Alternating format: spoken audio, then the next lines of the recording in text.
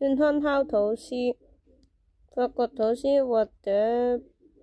厚片吐司、蒜末、無鹽奶油、橄欖油、黑胡椒粉、新鮮香菜或者香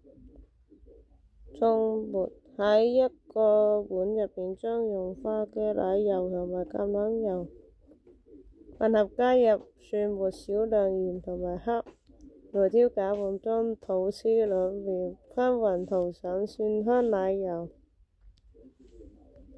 混合物，確保每片都充分吸收